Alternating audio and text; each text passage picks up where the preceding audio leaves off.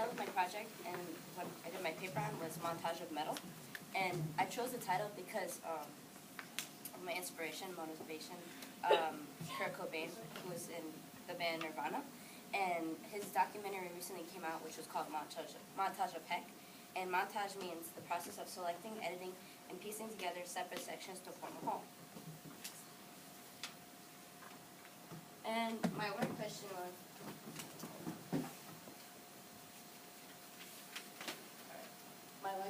why is alternative music misleadingly negative?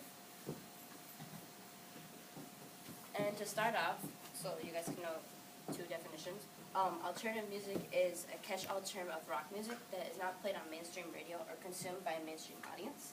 And I got that from the Rolling Stones website, the magazine. And then grunge, which was the genre for Nirvana. The definition of that is music incorporated with punk rock and heavy metal elements, and this was especially popular in the 90s. And to start off, the personal story, which is very sad. I had problems with my identity and how to express myself, and that was due to being bullied on a daily basis. And to help these problems, I coped by listening to lots of alternative music, and I was labeled as emo and emotionally stable, and it really took a toll on me. And unfortunately, the problems made me turn to self-harm and wanting people to, actually understand what alternative music was, and that it's not bad in any type of way. And the reason I chose this picture, it's a girl holding a gun to her mouth. And the question, if you guys can't see it, says, she's questioning herself, saying, I'm a psychopath. And the reason why I chose that picture was because, she's basically labeling herself and calling herself crazy because, she's holding a gun to her face, and that's a symbol as, nowadays being very crazy. And the key word psycho, you're mentally insane. And so, bands like Smashing Pumpkins, Nirvana, Soundgarden, Asking Alexandria, and Guns N' Roses are the bands that I listened to a lot growing up, and mainly the one I listened to was Asking Alexandria, and a lot of the time, people thought that that's why I was, emotionally unstable and that I had problems, but that wasn't the case. Like, I didn't listen. Basically, that wasn't the reason why I was so upset all the time. The reason, like I said, was because I was bullied, and teachers really didn't do anything about that.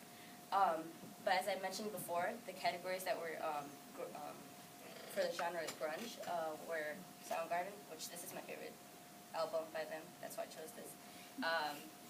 Nirvana, which the album is called Nevermind, and Smashing Pumpkins. They're all grunge, and two at the top, they're just metal, alternative music.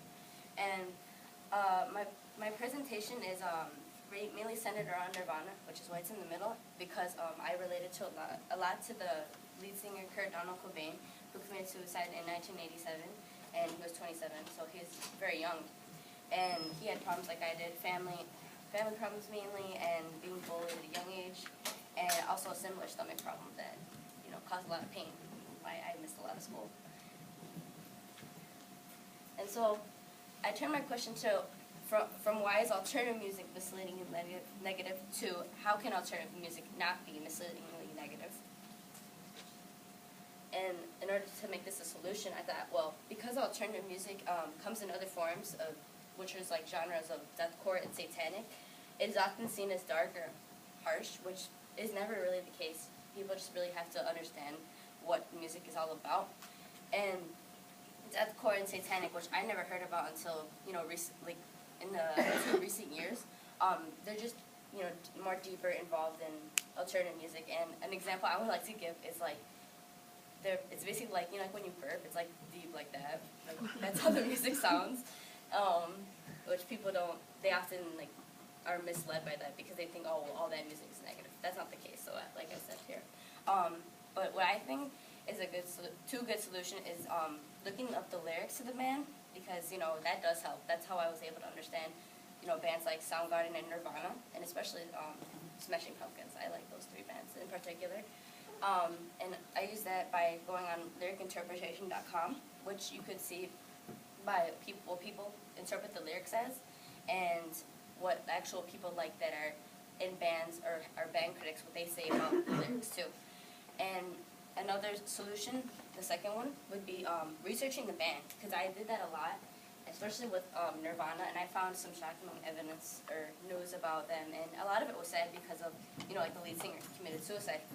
That was really bad, but then he left behind a great message, I believe, and I don't really think of him so much as a musician, but an actual artist, because not only did he create music with the guitar, but he initially started by playing the drums, then he play the guitar.